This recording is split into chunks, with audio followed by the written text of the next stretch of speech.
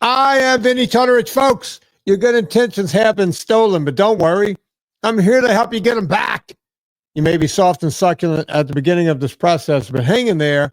Before long, you will be lean and mean, guaranteed. It's the Friday show, and it's not just a Friday show. It's a call-in show. That's right, where people can call in and ask me anything they want to ask me. Anything. I don't care. They just bring it up. As always, we have my producer in the background, and he pops in from time to time, and that's the beautiful Mr. Chris Shaffer. Yeah. How's it going, Chris? It's going well, Vin. How you doing? I'm doing really well, and I'll tell you this. I'm feeling better already. I decided to take, and folks, if you're aging like I am, and you're still an athlete, kind of like I am, things hurt more. And they just do. It comes with aging, right? You go as hard as I went for my entire life, football. I played, I led it 12, 16 times or something like that in high school, just a shit ton of times. Played college ball, rock climbing, mountain bike, road bike, ultra race, all of it. It all adds up. And then you get to be my age and you hurt. Now, I'll tell you what happened. I was down in Louisiana a few weeks ago, and I noticed that my younger brother, Mark, the one that comes on the show from time to time, had one of those E-stem machines, but not like the proper E-stem machine. Just, I'm going to call it a cheap shit version because he told me he paid like, I don't know, 80, 90 bucks. I don't know. He paid less than $100 for it. And it doesn't do all of the cool stuff, right? But it just puts enough stimulation into your muscles to where it'll help them, it'll massage things out. So I used this machine on my back because after driving 1,000 miles, my back was kind of tight and I was rolling it out on the floor. And he goes, hey, his wife goes, let me put these pads on you to help you out. And sure enough, I remembered, I had a Compex. You know what a Compex machine is, Chris? Are you familiar with the Compex? I do not, but all I can think of right now is Ivan Drago. Yeah, kind of like that. Yeah, it's kind of like Drago and Rocky 4. Rocky 4, right? Yeah. Rocky 4. Like I pretended I didn't know it was Rocky 4. But at any rate, I had, it's the kind back before they were legal for the regular people to have them. It was basically just the stuff that you could get at, if you went to physical therapy. But I was in physical therapy so much from, pulled muscles and this, and I was able to get one for myself. And they were not, that my machine is not cheap. I can tell you years and years and years ago, I paid well north of $1,000 for it. But being in a career I was in, it was more than worth it. Training people every day, overworking, just doing all the ultra races and what have you. I don't need any more excuses than that, than to have that machine.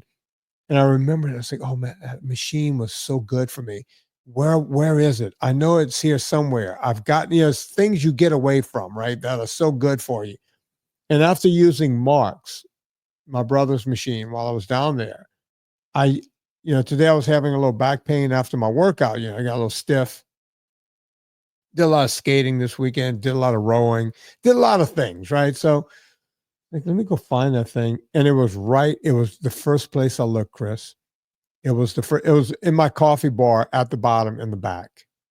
It's been there since I moved into this house. I remember putting it there, and I think I know where it is. I have that bad boy charging up right now, and I can't wait until after these podcasts. We're doing 2 podcasts tonight. Yeah. Is the Compex one of the tens machines? All right. My brother has just the tens unit, right? It just does the tens, right? What I call the light electrocution, right? I don't know how else to describe it.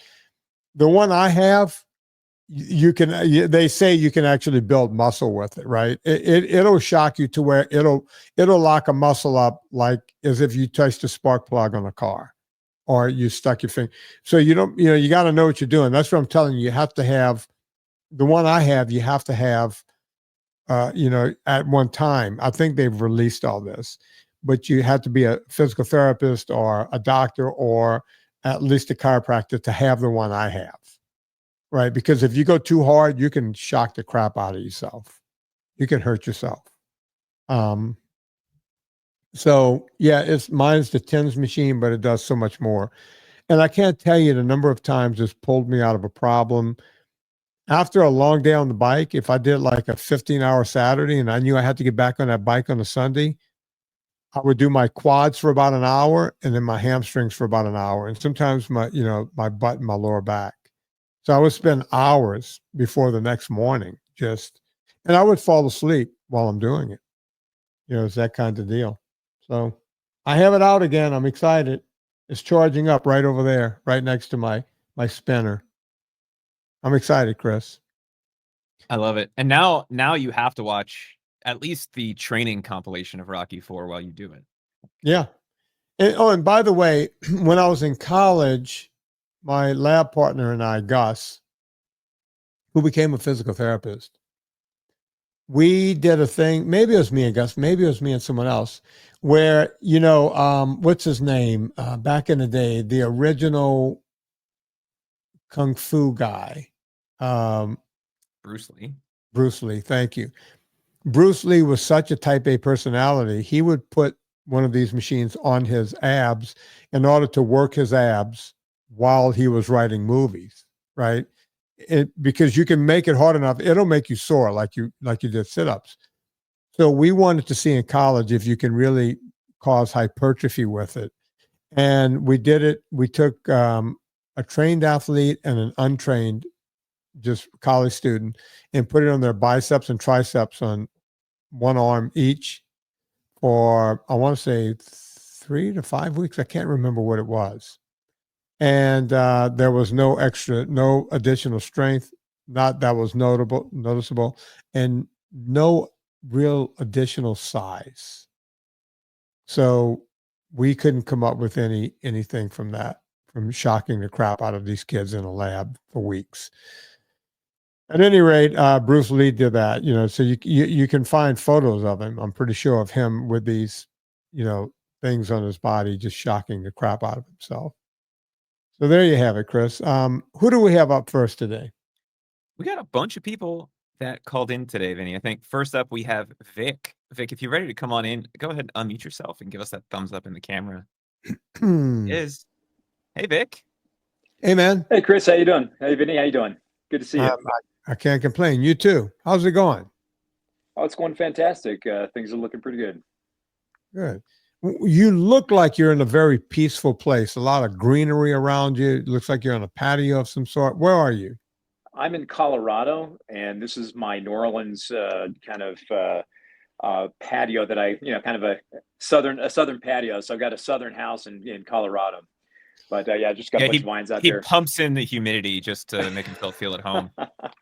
Hey, it took me about 10 years to figure out what grows here. Then I can actually get vines like a magnolia house, Yeah. So you and I have spoken before. You are originally from New Orleans. And is it just me remembering this, or that we live down the street from each other? Or am I thinking of someone else? Vinny, we lived next door to each other, crossing the time saver. Yeah. So the Wild Navy guys next door that he probably always kept you up at night. Yeah, that threw the keg onto the VW down below you. That was me. Jake, but I'm not. Go ahead. Go on. Yeah, so I went to Tulane. I'm not from New Orleans. I was actually born in Switzerland and kind of moved around a lot, and then ended up getting out of the Navy here in Colorado. So that's where I hang my hat these days. Well, if I had a hat, hang my hat these days. Yeah, I remember on the consult, we figured out that we were living right next to each other on Broadway Street, right across from the Time Saver. And I went over a couple of times with my 1911 to protect those women. Those 2 Black women that worked in there, and we talked about that at some point, right? Yeah. It was not a pretty corner, the South Claiborne and Broadway. Yeah, because it was easy to go in there and rob them and then get out, right? Like you could just go right down Claiborne and you were gone. Or you could be downtown in 7 minutes from there. Yeah, or you could just go right up to Carrollton, hit the 10, and you were done. They're not going to find you. And I would sit on my front porch, because my screen porch upstairs would look over. I guess down there we would call it a screened-in veranda. Right. And I was looking right through the front door of folks. Time savers are basically 7-Elevens in New Orleans. It was called a time saver. And I would watch guys go and rob them, and I would yell at them, hey, I got a gun. And they would run. They didn't care, but never had to pull a trigger or anything. And no one ever got hurt. They just wanted the money. That was it. Yeah. And then about once every 2 months, Vinny, you remember on that corner, you always had the drunk driver that would slam across the, coming down South Claiborne too fast, make that turn. And about every 2 months, we'd have one of those in front of the house too. Yeah. It was a dangerous corner. And, but hey, we survived. And you are proof that I was there. You were there. Now, I've got a question for you. 40th, believe it or not, 40th anniversary, 40th reunion this year. You going? No one invited me. I didn't even know it was a 40th reunion. You know? Most of my buddies, I see them other places, so I'm probably not going to go. But anyway, it'd be interesting if I actually knew people that were going. Most of them I don't remember that much or care for. The ones I care for, I've kept up with, and I see them on other places. Same here. There's a guy, I'm not going to mention his name. He's an anesthesiologist over in, I'll mention his first name, Hugh. And, I think he's up in Washington State. He got in contact with me when Facebook became a big deal. And, he found me on Facebook. He and his wife and his kids were coming through LA. I met with him. Beautiful wife, beautiful kids. I don't know how a guy like Hugh got those people, but I guess if you're a doctor, you could pull that off. But, great guy, got to see him. Another kid, Faisal, I won't say his last name. He's in New York. He and I stay in touch. And there's a couple others, right? A couple of football players we say hi from time to time. But that's it. I mean, who else do I want to go see? I think I'm staying in touch with the people I want to stay in touch with. Exactly. Yeah, I think that's pretty much the way it works. Plus, 40 years. Can you even remember that anymore, right? Yeah. Sometimes people will get in touch with me, and this is kind of sad. And you probably have had the same thing. I think we all go through this. They'll get in touch with me because I'm easy to find because I'm on the internet, I'm out there. And, hey, Vin, remember me? Remember that one night when my car got stuck in a ditch and I have zero recollection. Zero recollection. One guy claimed that there was a fight one night right there on Broadway, where up by the fraternity houses, and a couple of frat guys were kicking his ass, and I came and broke it up and gave him a chance to get out. No recollection, none. Right, but I guess people have, and I think sometimes people conflate things, or it could have been. Ricky Goff and I look like twins, so it could have been Ricky, another football player. So I don't know. Who knows? But I'm keeping up with whoever I want to keep up with. Now, let's get to you. You don't look like you have a health and fitness problem at all. Look, great. Well, I started with you a couple years ago. I've been doing NSNG for about 4 years now. I think when I first consulted with you, I was around 265 or so. I'm about a 195 right now. Wow. And 5'10". So you told me I need to be about 170. My wife's like, you're going to blow away if you're 170. But, I'm probably like 5 pounds. I do have a bit more muscle than most. I've got one of those Hume scales. Are you familiar with that? That measures it's kind of like a DEXA scale. So Hume says I'm like 15% body fat. So I'll take that any day, out of the last 30 years. So the fitness part and the eating, like I said, I've been doing NSNG really good. I cut out alcohol last year, and that really kind of, I think last time we talked, I was still about 25 pounds away. That really kind of gave me that last oomph. So I'm doing all the stuff. I'm working out. I'm doing the strength training, doing aerobics, stuff like that. What I wanted to ask you about and talk to you about is just the whole, because Vinnie, you and I are the same age. You're a couple months older than me. So you always have your birthday, and then I follow up, 6-7 months later. And it's like, okay, that's what it's like to be 63 now. So for me, and I hear you talking about doing all your stretching and like for an hour. I can't imagine stretching for an hour. So for me, like I said, I've got the exercise, I've got the eating down, got the aerobics, and I know you kind of gave me grief last time. My aerobic is partly biking, partly e-bike, partly an acoustic bike. Between the two of them, the acoustic bike was this morning. But yeah, the big thing for me is just the flexibility and the flexibility. Just man, I'm feeling stiff, feeling the age, and I just want to find out, kind of like what you recommend as far as because I'm doing a pretty good amount of between about 90 minutes a day at least of something 45 minutes outside, walk, bike ride, something like that, gym. But how much of that should I put over to like actually doing the flexibility and strength and stuff like that? Because like I said, if it takes if you're talking like 45 minutes an hour, that is a lot of time out of the day to be doing that kind of stuff. But it's not like I don't need it either. The truth of the matter is 15 or 20 minutes is probably what you need. Mm-hmm. As long as you're doing like once a week, you're going to maybe a yoga class, or you're doing a good stretch once a week. So the reason I do so much is because I've rough and tumbled my entire life, and I feel arthritic, in my spine, in my, just my spine now. It's right. just everywhere it gets sore if I don't do it. And I can skip a day here and there, but if I do, man, I start paying the price. And even on days when I skip, I'll come down and do X amount. Right. Yeah, you probably got hit. You probably got hit a few more times when you were younger than I did. Yeah, look, football, for 11, 12 years of my life, if I do the math, and then, mountain biking, 24-hour mountain biking for years and years and years and years, and rock climbing and falling and the whole thing. So, that's why I spend between 45 minutes and an hour. And it's part of my job, for God's sake. Right. Right. We all do what we do for a living. My job is to be in shape. Jack LaLanne once said that, dying will be really bad for his career. Right. And I feel the same way. It's like if yesterday I got up, I was eating with my daughter, it was Labor Day. So Tallulah was in town, and we were having lunch, and I didn't stretch that morning because I had to do this, that, and the other thing. And I didn't stretch, and we went for lunch, and I got up to go to the bathroom.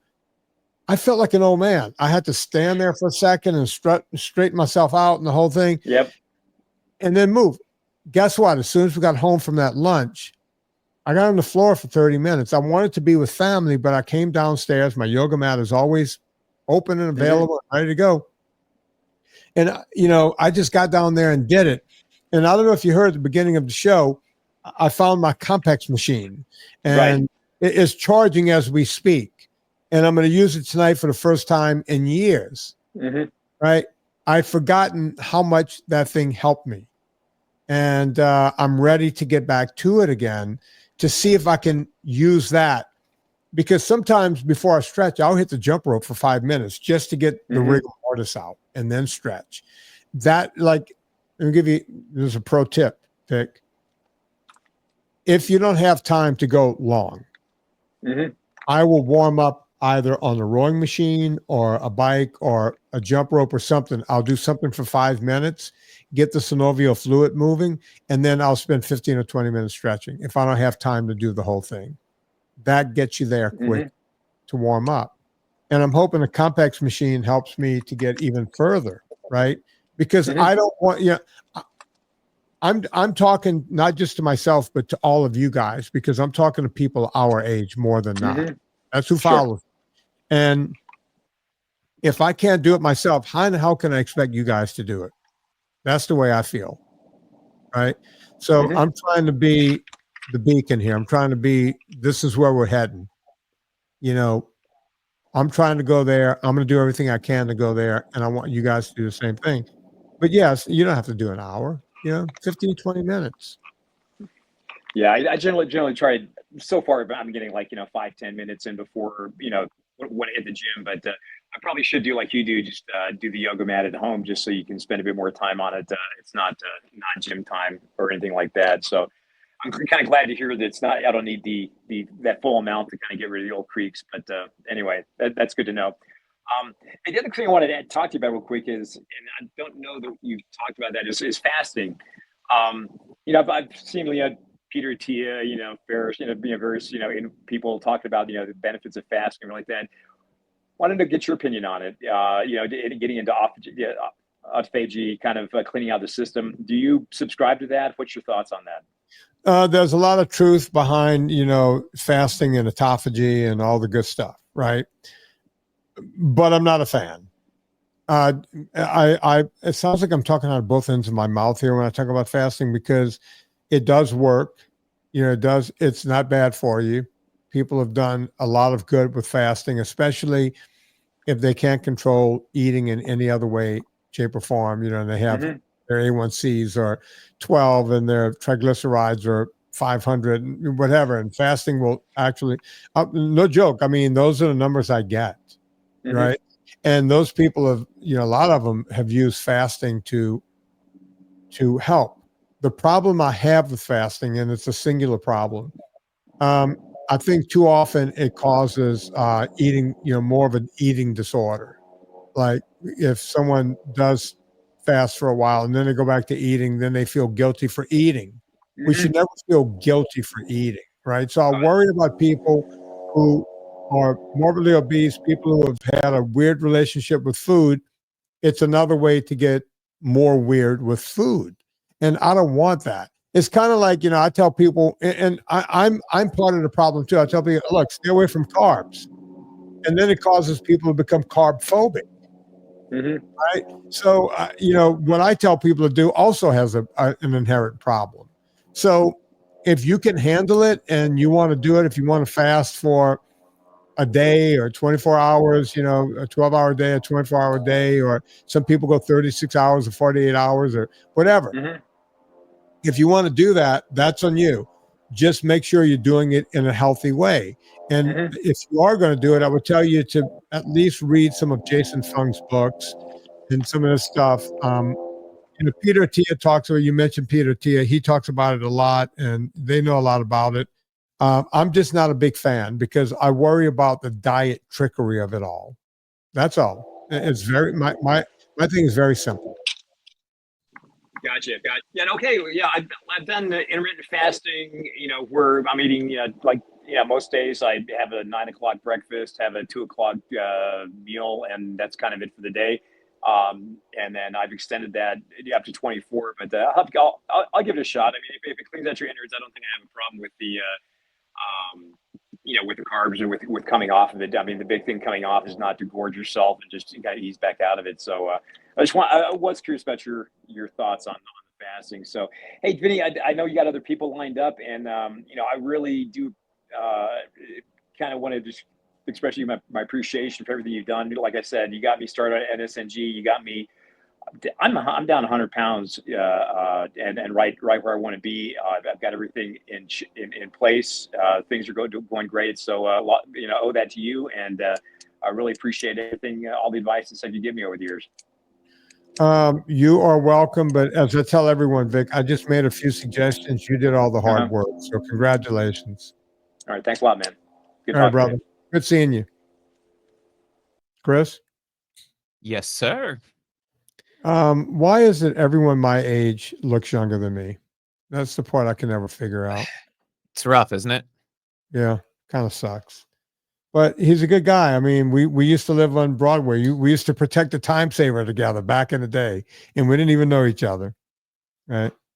That's some crazy. But now you do, thanks to the magic of the internet. Yeah. And these two poor women, man, just trying to earn a living, and they would get robbed all the time. Just all the freaking time. And they knew I was out there, and they could see me. They knew I was on that porch every night just looking out there. And I had my 45 ACP right by my side in case things got a little too wacky. Then one time I ran over there, but the guys ran out just in time. Vic just let me know. He wants you to know he protected the nacho bar. Oh, good. That was it. That's how you got up to 265 pounds, I could tell you. Is Yeah. that quote cheese, unquote, and quote tortilla, unquote chips? Yeah. God, even living right there, I still never ate anything from that nacho bar. And by the way, when I was living there, that was a time in my life. I talked about it in my book when I parked my car. I didn't even drive my car. I just started riding a bike everywhere. It was when I was living on Broadway, you know? Is that when you were biking home on the weekends? Yeah, if I wanted to go visit my parents, they lived 75 miles away. And by the way, I didn't even know people could bike 75 miles back then. I didn't know anything about anything. I was just, well, I want to go visit my parents and just get on my bike. And of course, I couldn't go there and back. I would ride there and then, spend the night, eat, see my parents. And then only because it's so flat there, you could just haul ass. If there was no wind, I would get there in about 3 hours. Just kind of nuts. I was faster than I thought back in the day. Anyway, enough about me. We got Mike waiting in the wings. Let's bring Mike up. We got the proactive thumbs up from Mike. Just excited. That's all. How are you, Vinnie? I'm doing great, man. How are you? I'm great. Great to finally meet you. I've been kind of a fanboy for probably a better part of a decade. I think I heard you in the early days when I used to listen to the Adam Carolla show. And I, full disclosure, I ignored the advice for probably 5 years until things got bad, which we'll get into. But yeah, I mean, when I saw the email, I just reached out because you whether you know it or not, you've gotten me through a lot. And I say with no hyperbole that you more or less saved my life in terms of giving me the information I needed and all that. So yeah, I'm 43. I'm a teacher outside of Chicago. I teach 8th grade and I've got 2 teenagers, myself and a wife. And none of that was going well in terms of long-term. If I'm also type 1 diabetic. Yeah. And, NSNG is so important for type 2 and for metabolic disorder, disease and things like that. But there is such a huge community of us type 1s out here that just don't know any better about what we're being told to eat because, we have mandatory meetings with dietitians and things like that. And we're just getting bad advice very often. So anyway, I didn't mean to just talk over you there at the beginning. No, but you know what? Let's talk about the type 1 thing because I just had Scott King, who we talk about a lot on the show. He wrote to me the other day and he goes, "Hey, I'm talking to a cousin, a relative, a friend or something. And they're saying that, my relative is type 1 and the doctors are saying, or not the doctors, dietitians are saying you cannot do low carb because you'll end up in ketoacidosis and you'll end up killing yourself and this, that, and the whole thing." And I said to him, no, there are a lot of people doing this. One of the things I do know because of my friend Bethany McKenzie, she's got the thing, Let Me Be 83 over on Instagram. Bethany, did it with her kid who's now, just thriving as a young adult and he's an athlete. And she was able to put him on the slow acting insulin. If I say that 3 times really fast, and he's done well. His name is River, I think.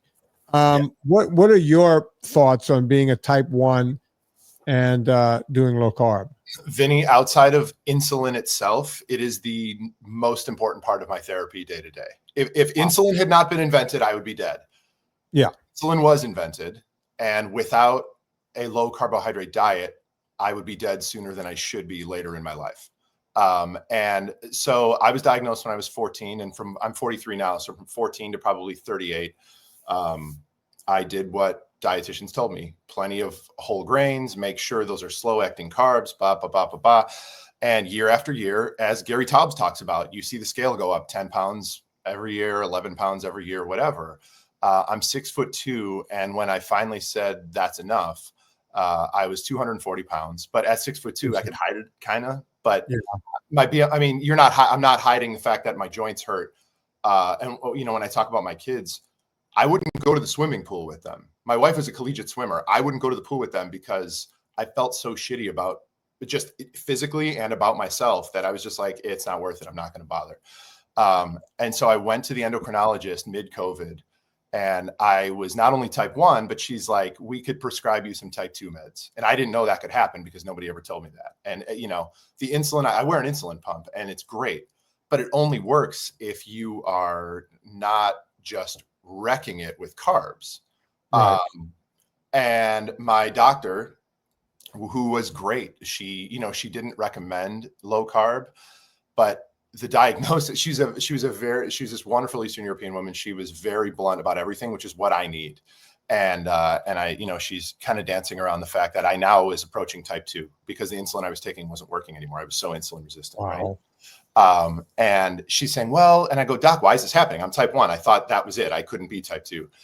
And, you know, and she says, well, you know, your metabolism, your BMI, and she's dancing around it. And your voice clicked in my head because I had heard you on several podcasts, and I was like, Doc, am I too fat? And she goes, thank you for making this easy. Yes. And I went, oh, okay, that we can fix. And so this was before all the GLP-1 stuff. So this was about 5-6 years ago. So, you know, it was metformin or whatever. And I said, well, I'm going to hold off on that. I got this other thing I'm going to try. And December 18th of 2020, I said, screw it. And I just went full NSNG. I said, nothing I'm doing is working now.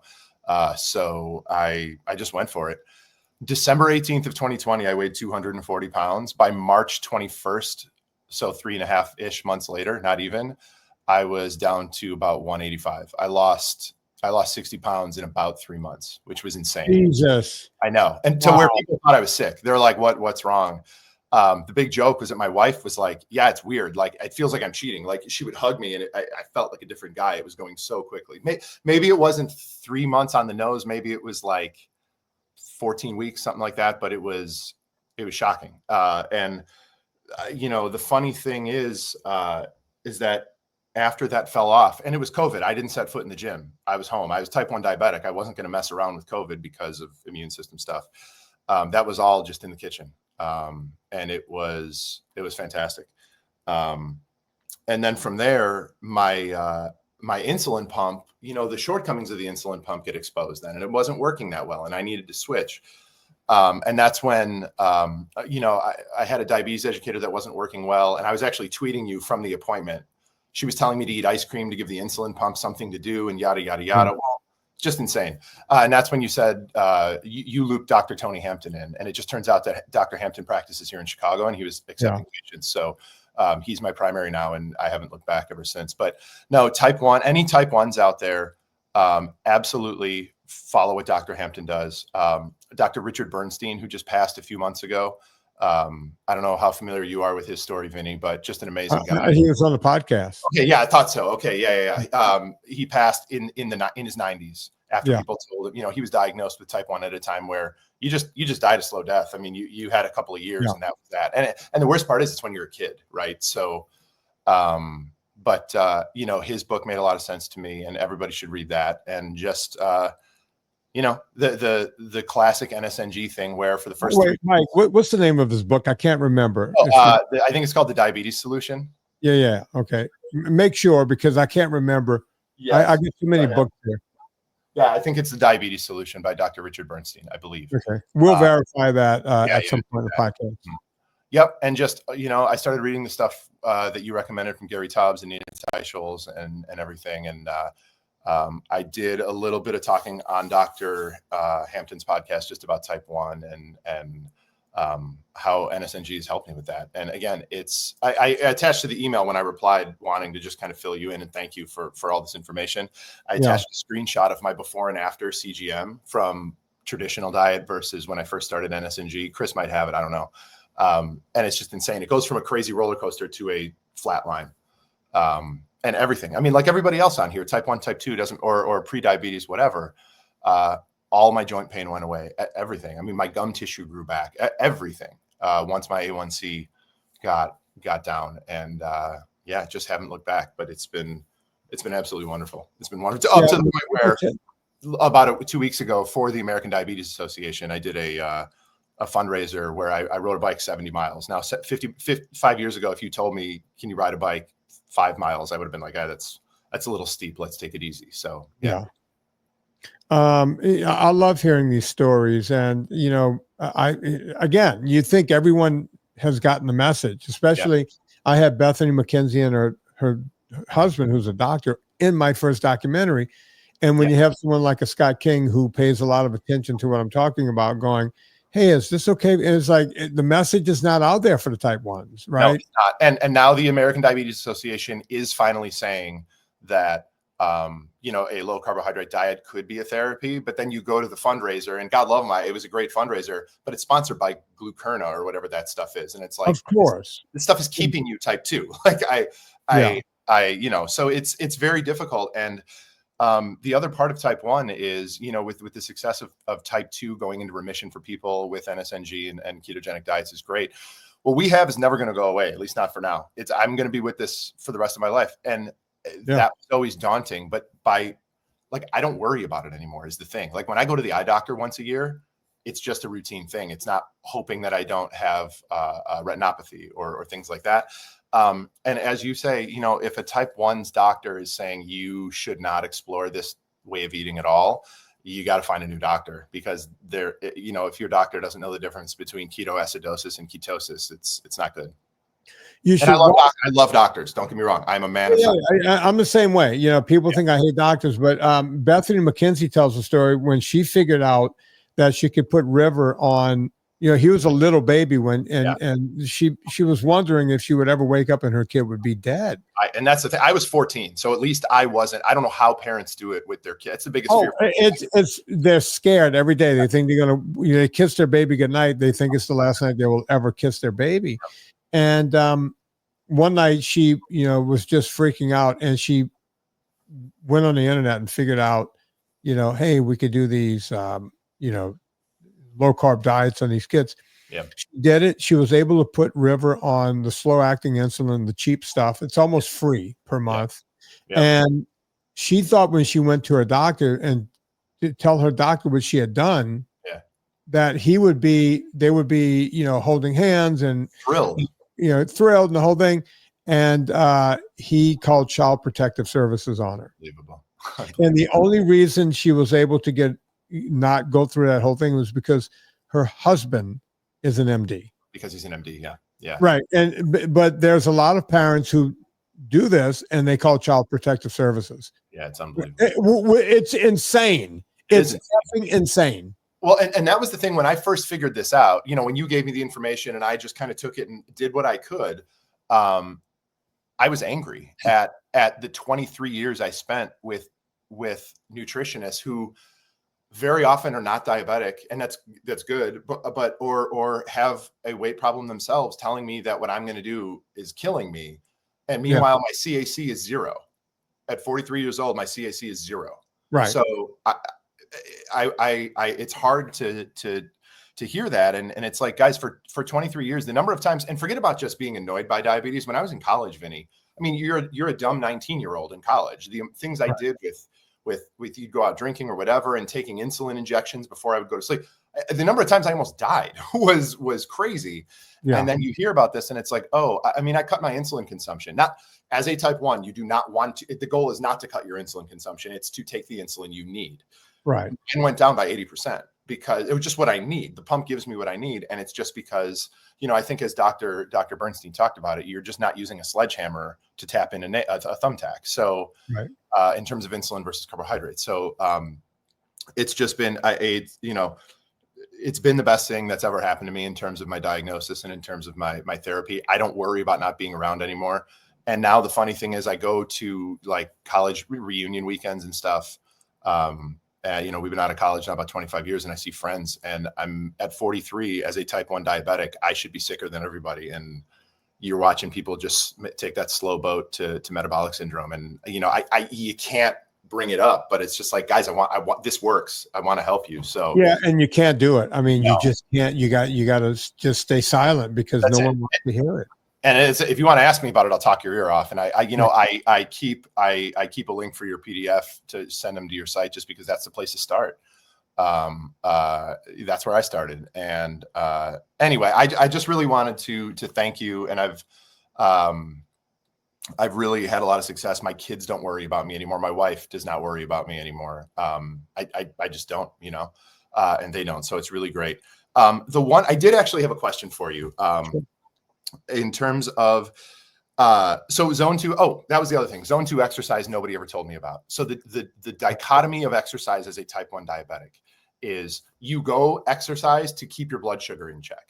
But no one ever told me to stay in zone 2. So you go balls to the wall out there for 20 minutes jogging the way you're taught to in gym class in high school. And your blood sugar either crashes or it goes shooting up, because I didn't know that the liver would shoot out sugar because of, you know, it doesn't know you're not getting chased by a tiger, right? So whatever. And so at a certain point you go, F it, I'm not even going to bother exercising. And then I do zone 2. And once I'm fat adapted, and I rode this 70-mile bike race, and at every rest stop, I was just refilling water. I was eating. It's crazy, right? Everybody else is eating donuts and everything else after 20 miles of bike riding, and you're going, what's wrong with these people? They come ripping past me and in zone 4, and I'm just riding along in zone 2, and then I'm at the rest stop for 5 minutes. So nobody, that was the other thing, is nobody ever told me that. And once that started, it was incredible for glucose control. Is there, I had heard at some point on a podcast, God, probably, I don't remember who it was the guest. I wish I did. The benefits of short-term sprinting to burn visceral fat. I thought that had come up. And so I stay strictly in zone 2 to keep my blood sugar in control. But should I be doing any sort of sprinting or any sort of, whether it's on the bike or whether it's on the rowing machine or the whatever? And if so, how much before I can expect that to start messing with my my blood sugar? There's some small studies, nothing big. I think Sean Amaro was the guy that was talking about that stuff for a while. You know, you burn more visceral fat if you do short bursts and this, that, and the whole thing. And there is some truth behind that, but it's all pretty much academic. Okay. I can say this, and you'll see this on the internet a lot, and I agree with it because I've been in this world forever. You will achieve more lean body mass by doing weightlifting over just doing aerobics. Okay. And I picked that up again in the last couple of weeks. Just as summer's ending, I know that I'm going to have to do something. So yeah. And by the way, that's just adjacent to what Sean Amaro was talking about. Because when you think about it, weightlifting is an anaerobic exercise, and short sprints also anaerobic. So it's adjacent. And for a guy like you who's controlling your insulin, you're probably better off with the weightlifting than doing short sprints, where you might have that same running from a tiger thing and right of the insulin. Yeah. I don't want to take up any more of your time. I know you've got somebody else coming in, but really I can't, my family, I can't thank you enough. And I just hope that other type 1s out there hear this and know that it is absolutely, in my opinion, the best way to achieve better control with therapy. And it's, you know, it's something that we're going to deal with for a long time. So I hope it helps people. Well, thank you, Mike. Chris, I want you to look at the text I just sent you. If we can get to it after Sherry, we'll get to it. But first, I need to tell you guys about Villa Capelli. Villa Capelli olive oil, the best olive oil on the planet. I just noticed where Stephen Crutchfield is putting out a new 3-liter thing that, you know, said you could pour the oil better with a spout on the bottom. I can't wait to get one of those. Villa Capelli is the best olive oil on the planet. I'm not saying that because they pay me. I'm saying it because it's true. Before they ever paid me a dime, I talked about Villa Capelli on this podcast for years. And it's good. There's no seed oils in there. It's not cut. It's 100% pure olive oil from the trees at Villa Capelli and the surrounding area in Puglia. Puglia is where the Stallones came from, the famous Frank Stallone and his lesser-known brother, Sylvester. So go check out Villa Capelli olive oil right now. And if you want to save 10%, put in promo code Vinnie. Look, if you want to be a big spender, you want to spend all your money, don't put the promo code in. But if you want to save 10%, promo code Vinnie, VINNIE, no wimpy Y. Villa Capelli olive oil. Chris, real quickly, do you see that article I sent you? I do. Now we had Ozempic face, we had Ozempic gut, we had Ozempic butt. Now we got Ozempic what? Vulva is the new. So Ozempic lady lips? Yes. I mean, they're saying first you drop the weight, then you droop. I mean, my wife sent me this article, by the way. And by the way, this was it in the New York Times or the Post? Where was it? The Post. Yeah, well, come on. Is there any? Did you read anything in there? Is there any truth to any of this? What are we? I mean, it makes sense, right? Like If you lose everything. a lot of weight, different things are gonna droop around anyway, right? I mean, by definition. Yeah, it's just excess skin at that point, right? I mean, it's not Yeah. any different than other places on your body. Which then obviously leads to the question, right? If you're a guy, does that lead to significantly extra drooping as well? This conversation is going to go downhill fast. Listen, Sherry's in the wings. She doesn't have to listen to this. But now that we've ruined Sherry's day. Yeah. Folks, after we talked about droopy vaginas, we're going to have Sherry on. Sherry, how you doing? You ready to come on? There she is. She still gave us a thumbs up. She still wanted to come on with that introduction. How you doing, Sherry? I'm good. Hi, guys. Good. Do you take Ozempic? No. Yeah, good. Yeah, because you don't want to have those kind of problems. Got it. Speaking of pussies, is that a black cat in your lap? It is. Yeah, I have a black cat. We have 2 black cats. Oh, yours has a little white on it. Look at that. Yeah. Nice. Little Nice. tuxedo. What's his or her name? Willow. Willow. She's a girl kitty. So cute. Thanks. So, Sherry, tell us about it. How are you doing? I'm good. First learned the view through Mike Rowe last fall. Yeah. And before that, I was doing research into plexus. I don't know if you've ever heard of plexus. Oh, we've heard of plexus. Absolutely. Right, Chris? Yeah. I tried it once. It was stupid expensive. I couldn't afford it. And of course, I didn't feel comfortable getting friends on board to help me pay for my pills. So the more friends you get, the less your stuff costs. I don't like those things. So I was just like, you know what? It's not doing anything for me. I'm done. But I got to a point where I was at 180 and I didn't like it. I would prefer to be 160. Yeah. I'm about 5'9". And so I just started researching the plexus stuff, and all it does was it was saying to avoid this, to avoid that, to take this one to curb your sugar cravings. I'm like, I can curb my sugar cravings if I try hard enough. Yeah. So I just started doing stuff on my own, and then I saw you on Mike Rowe, and I was like, oh, this is a no-brainer. This is exactly if I remember right, plexus is the one that they were called. Everyone says, "Hey, do the pink drink." Was plexus the pink drink? Yeah. Yeah, that was the thing online. Hey, everybody, pink drink, and I think it was they had people selling it, so it was one of those pyramid deals, right? Or yes, Vinnie. The scammers prefer multi-level marketing. Oh, okay. So it's not a pyramid scheme anymore. We call it multi-level marketing. Yeah. There's some people doing so well that they're getting free trips to the Caribbean. Yeah. Look, you would be shocked how many people have come to me and said, "Hey, we can turn NSNG," because I own the trademark to NSNG, right? And they'll go, "Hey, we could come up with a drink or a powder or a potion, and we can multi-level market it. And you're at the beginning of it because it's your company, it's your thing. You can make $500 million overnight." I'm like, you know what? I don't think getting rich is that important. We didn't build this up to tear it down. I built it up to help people like you who had to go try the pink drink. That's why we're here. So how are you doing with it now, Sherry? Where are you with everything? I'm still mostly, I'm not totally strict, but I'm on the straight and narrow. Mostly eat just meat right now. I do some vegetables. I cheat once in a while with some ice cream or sugar. But that's not cheating. That's enjoying yourself. Yeah. Cheating is when let me tell you the difference. Okay. Cheating is when you you start lying to yourself. Oh, I can have this every day. I can have that every day. You start cheating. You're not cheating anyone else except you. Mm. When you have ice cream, that's called putting life into living, because Yeah. I don't want to live in a world that doesn't have ice cream.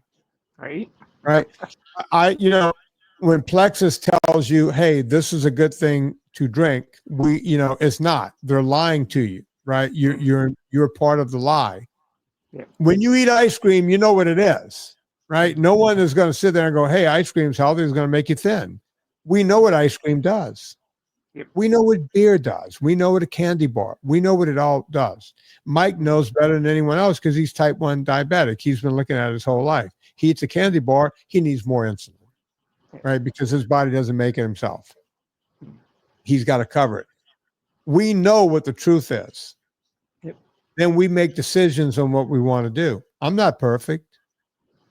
I like ice cream. I hardly ever have it. I love wine. I have a rule. I have to be looking at my sister-in-law to drink wine because I see my sister-in-law once a year, right? So it becomes easy. She's got really good wine on top of that. So don't ever look at ice cream as, cheat. That's not cheating. That's life, right? And if you have your weight where you want it to be, then you can afford to do that from time to time, right? I'm actually at 170. I'd like to go less, but I don't feel bad at 170. I fluctuate between 168 and 170. Well, at your height, you said 5'9", 5'10". What are you? Yeah, between 5'9" and 5'10", depending on which doctor you ask.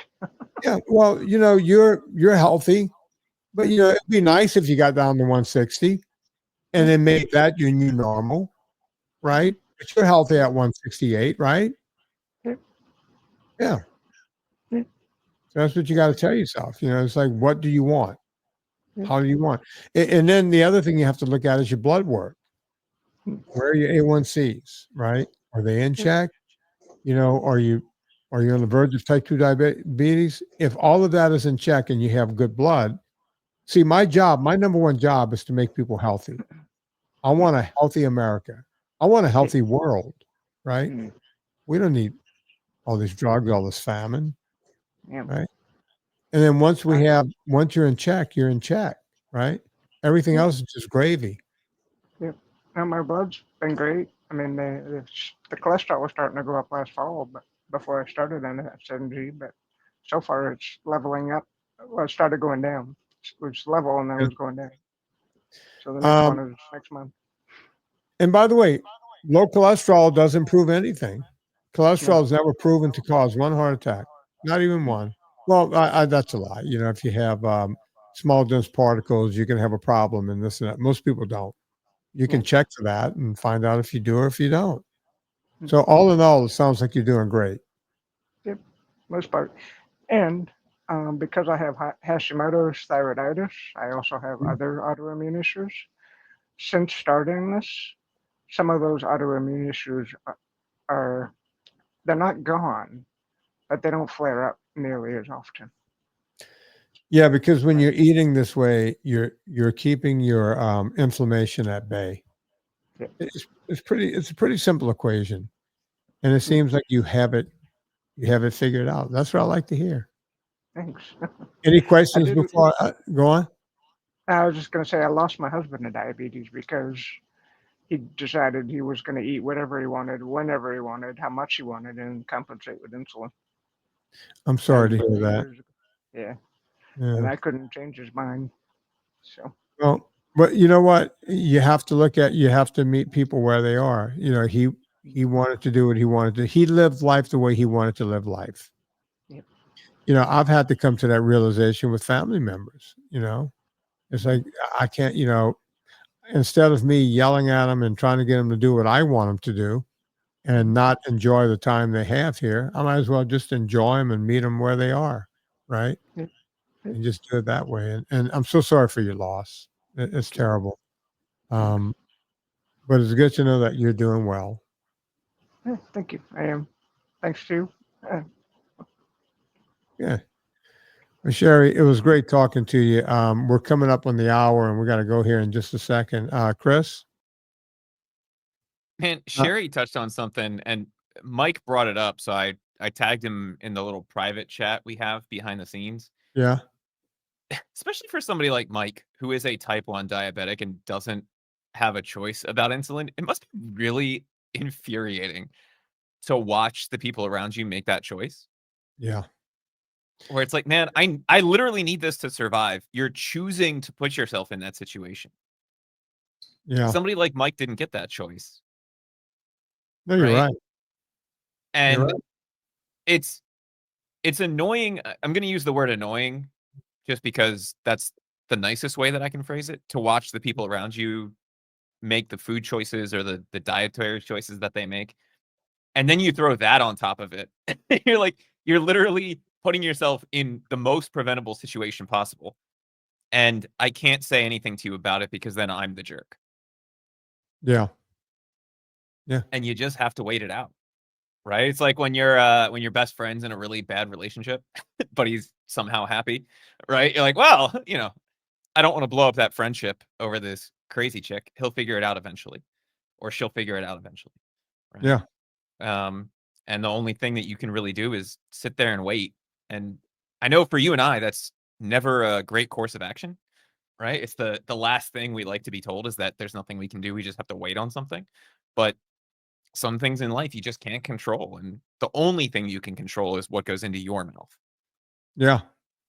A truer statement's never been spoken. And, I hear people all the time go, I'm doing this, my wife is not doing it, or the wife is going, my husband refuses to do it. We got to meet people where they are, man. And you just got to hope that they see what you're doing and go, you know what, maybe I'll give that a shot. And I feel bad for Sherry. She lost someone that she loves. That's very, very difficult. Chris, I know we have another show to do here in a minute, so let me do this, folks. PureVitaminClub.com. Go to PureVitaminClub.com. You will also find PureCoffeeClub.com on the same site. That's right. That's what we did. Pure Vitamin Club and PureCoffeeClub.com on the same site. So go check it out. Rate and review this podcast. Before you go to Amazon, go to VinnieTortorich.com. And it puts a little coal on the fire, gets my train down the track. We will be opening up the VIP at some point. So if you want to be part of that, VinnieTortorich.com/VIP. Go check that out. On behalf of Vic, Mike, and Sherry, and of course, Mr. Chris Shaffer, my name is Vinnie Tortorich. Put life into living.